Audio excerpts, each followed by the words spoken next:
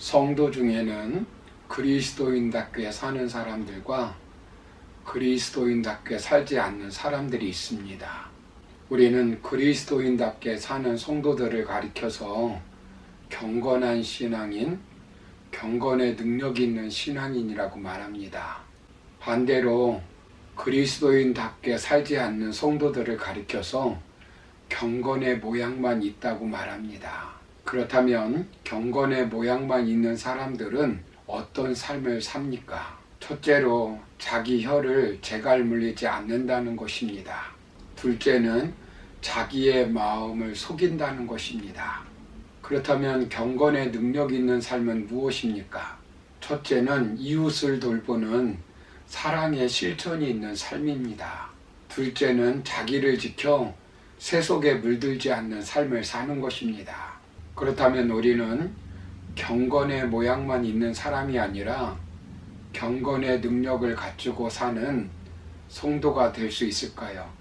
먼저 우리는 하나님의 말씀을 속히 들어야 한다라고 지난 시간에 말씀드렸습니다. 오늘 두 번째로 살펴볼 것은 하나님의 말씀을 온유함으로 받아들여야 합니다. 본문 21절을 보시면 그러므로 모든 더러운 것과 넘치는 악을 내버리고 너희 영혼을 능히 구원할 바 마음에 심어진 말씀을 온유함으로 받으라 라고 말씀합니다. 말씀을 속히 듣고 어떻게 하라는 말씀입니까? 온유함으로 받으라고 말씀합니다. 즉 말씀을 마음에 받아들이는 것입니다. 진리로 인정하는 것입니다. 우리가 말씀을 들으면 기준이 생깁니다. 그때 우리 마음에는 말씀에 의해 성령의 소원을 쫓는 마음과 육신의 소욕을 쫓는 악하고 더러운 마음이 갈등을 일으킵니다.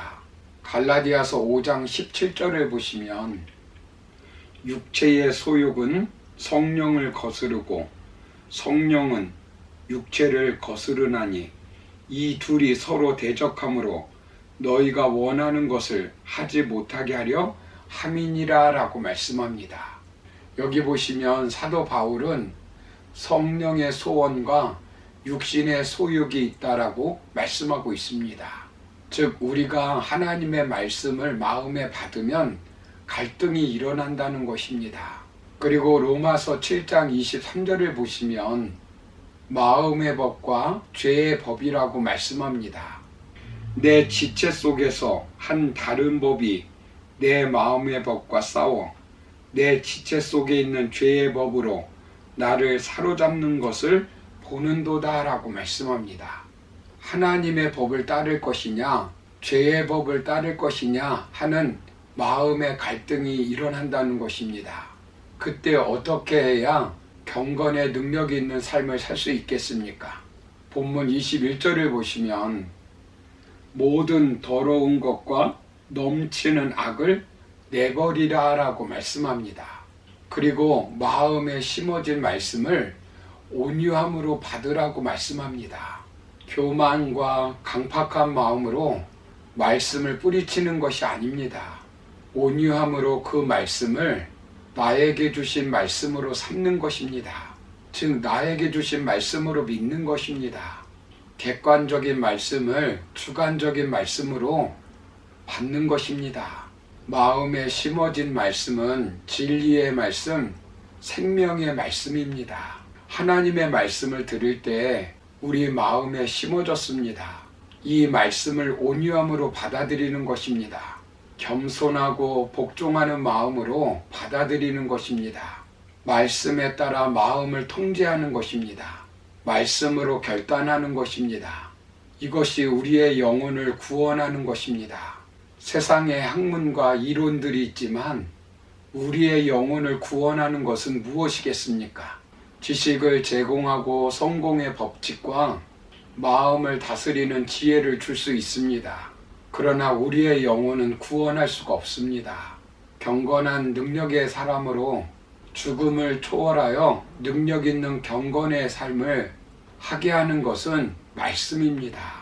그러므로 경건의 모양만 가지고 사는 삶이 아니라 경건의 능력을 나타내는 삶을 살려면 하나님의 말씀을 온유함으로 받아야 합니다. 사도행전 2장 37절을 보시면 초대교회 성도들은 그 말씀을 하나님의 말씀으로 받아들입니다. 그에 따라 말씀의 능력들이 나타나서 3,000명이 회개하고 돌아오고 사도행전의 아름다운 공동체가 세워지는 것을 보게 됩니다. 그러나 사도들이 말씀을 전하자 사도행전 5장에서는 어떤 일이 벌어지고 있습니까? 유대인들은 분노하고 사도들을 없이하고자 합니다. 스데반이 설교할 때는 어떻게 하였습니까? 마음에 찔려 이를 갈고 스데반을 돌로 죽였습니다. 우리는 말씀을 들으면 그 말씀을 온유함으로 받아들여야 합니다. 아주 유명한 로이드 존스 목사님은 세 종류의 가짜 교인에 대해서 말씀하고 있습니다. 첫째는 말씀을 듣지 않는 교인입니다. 교회에 와서 설교를 듣기는 하지만 다른 생각을 하는 교인입니다. 둘째는 말씀을 그대로 받아들이지 않는 교인입니다. 말씀을 자기의 필요에 따라서 선택적으로 받아들이는 교인입니다. 셋째는 말씀을 듣고 인격의 변화와 생활이 변하지 않는 교인입니다.